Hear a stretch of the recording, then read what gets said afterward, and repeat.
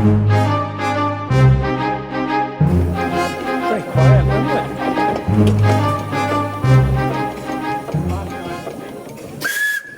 So I'm with Chris Heatley at the minute, and he's going to take us through this absolutely gorgeous steam engine of Gilbert Armour. And up in the steam engine we have, what was your name again? Jeff. Jeff Spencer. Jeff Spencer. So this is Jeff Spencer on the steam engine. So Steamroller, sorry. steamroller, Okay. yeah. Well, it was built in Basingstoke by Wallace and Stevens Mhm. in the 1920s, late 20s. It worked for a company called Wimpy's in London, Yes. and then it came into preservation. Gilbert bought it as a non-runner, and he did it up, and he's been rallying it ever since. Yeah. Mhm. And what's different about these steamrollers, this is what's called an advance. Yeah. What's different about them compared to other steamrollers is there's no flywheel. All right. Yes. Uh huh. This roller was designed for rolling tar macadam. Yes. Uh huh. And with tar macadam, you can't have the roller sit on the tar stationary for any length of time, it sinks. Yeah. Yep. So with no flywheel and with a double high pressure engine like this one has, it'll go from forward to reverse instantly. Right. I see. Yes. Because you're not waiting on the so the it- flywheel to. Yeah, so it doesn't create any dwells in the road. Yeah. Uh huh. And then it's got water tanks in the centre. Yeah. Usually they're underneath the driver. Yes. Uh huh. This again is to do with keeping the roller balanced, Yeah. because as the water goes down, the weight stays in the same Position. same distribution. Yeah. Whereas if the water was back there, it might have a tendency to get lighter at the back and not create the same sort of pattern. Yep. So this would have been almost like a Ferrari of the steam engines at the time because of the flywheel. Well, it was more advanced than other steamrollers, hence the name Advance. Yeah. Uh huh. It would have been sort of like it was almost like the last generation of steamroller before they went to diesel power. Right. I see. Even when this was being developed, they were starting to go diesel, but Wallace and Stevens managed to keep going with steamrollers till about 1940, early 40s, and Yeah. then they moved on to doing diesel full time. Around the advent of the Second World War, then. Pretty much, yeah. Yep. Because the diesel rollers are quicker to start. Yeah. You only need one person. Yes. I mean, steamrollers would have generally been driven by one person as well, but quite often there was a second person, Yep. and you know, it's less labour intensive with a diesel as well. Yes. You don't have any fire to rake out in the morning, no tubes to sweep. Yeah. And You know, it's just Jeff it's a way was just after telling me there it takes 2 hours for it to about that. Yeah. heat up. It only takes Yeah. a few minutes to fill a diesel up, probably, and Yeah. and get. Yeah, it going. I mean, you can see why the diesel took over in the end. Oh yeah. Yeah. But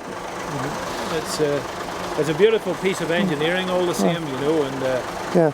It's- The other thing that makes this roller slightly different from other makes Yeah. or other types is that it's got geared steering. yeah. Most steam rollers had a scroll underneath the firebox Yes. and had chain steering, Yeah. But which this one doesn't. have it. No, Yeah. this one has gear steering, Yeah. which would have less play in it. Yes. So you know, it's a little bit different to your The average normal- steam roller. Yeah. It's a thoroughbred, I suppose. It's Yeah, as said, it was basically the last development of the steam roller before it went out of fashion. yes. It's a beautiful example. Yeah, they're absolutely gorgeous. And can parts still be got for these, or is it? Not really. If you need anything, you have to get it made. Yep.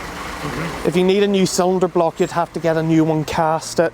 If you Yes. need a new headstock, you'd need to get one casted. But there are still businesses that can do that, or Oh, there's foundries in England that can still do that. amazing, absolutely amazing. The only thing is, if you're wanting to get a new part, you sort of look for someone who needs another one as well to try and make it more cost Bring effective. the cost down, yes. Yeah, but It's the old engineering. You know, it's amazing that you can still get parts for these, and yet there are some modern cars That if the Well, electronics fail, that's it. Well, that's it. And there's of course companies that can still, machine your bearings and all when they wear. Yes. So, not that I think Gilbert would have a problem with that anyway. No, I would imagine not. Well, thank you very much for taking me around the steam engine. That's No problem. absolutely No fantastic. problem.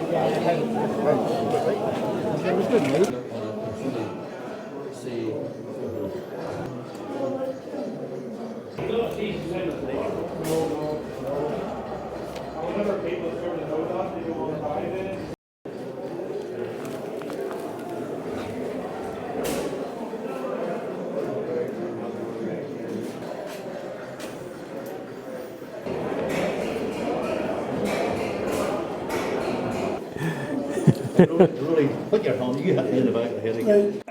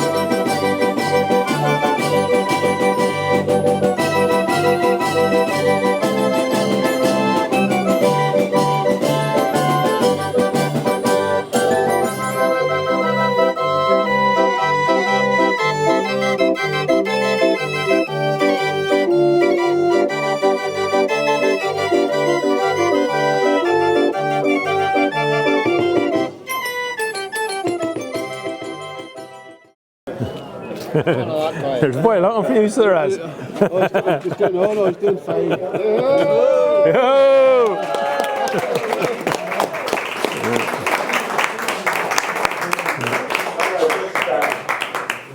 you there very much for hosting us tonight, and also telling the crowd here that you're not a good traction in the club, man.